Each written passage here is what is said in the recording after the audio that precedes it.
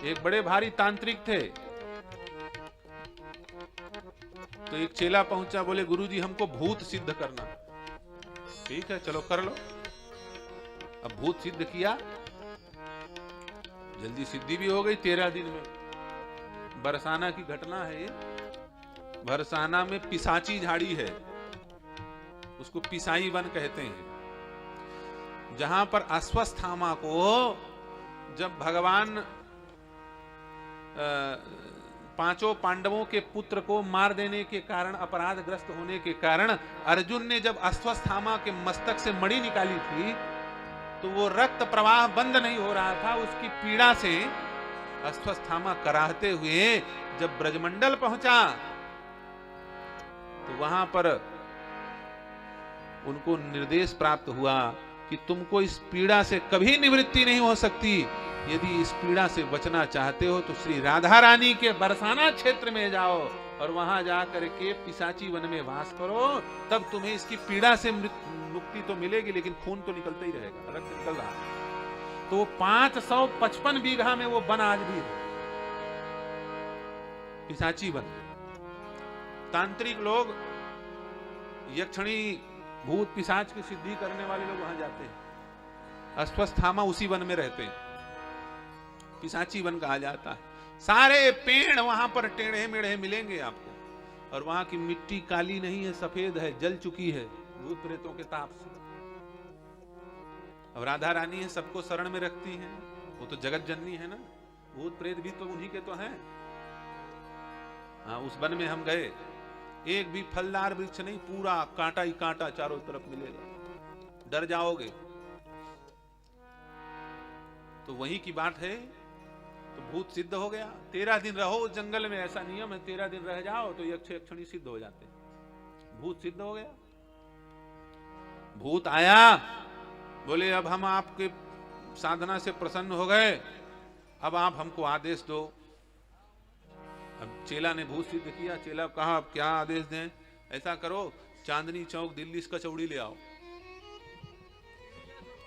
अब भूत को क्या चोरी करके लाना है? कौन मेहनत करके कमा के लाना है? वो तो क्षण भर में जैसे कहा कचौड़ी,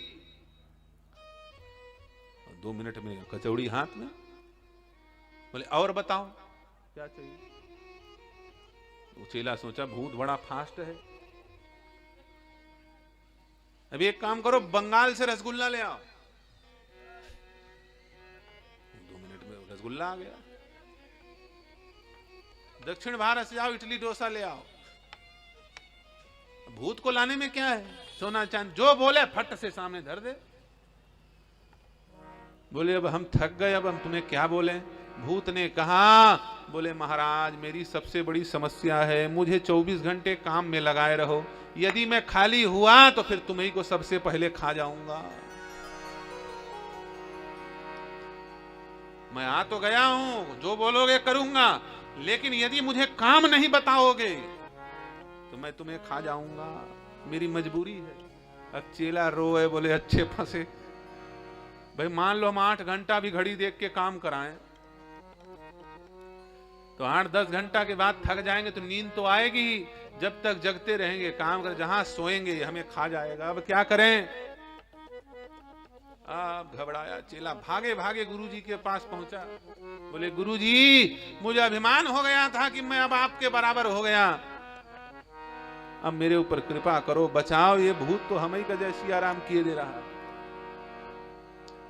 गुरुजी ने कहा हाँ बेटा, अब समझ में आया ना, हम गुरु हैं तुम चेला हो। बोले हाँ गुरुजी बिल्कुल बात समझ में आ गई, अब आप रक्षा करो चाहे जैसे हो। बुला भूत को। वो बाहर खड़े होने बोल दो, दरवाजे में भूत खड़ा हो गया।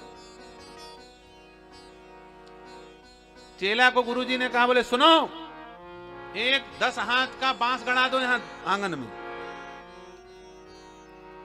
क्या करना है उससे? बोले तुम गड़ाओ। गड़ा दिया बांस। अब चेले को गुरुजी ने कहा, बोले इस भूत को बोल दो कि इस बांस में चढ़े और उतरे, चढ़े और उतरे, चढ़े और।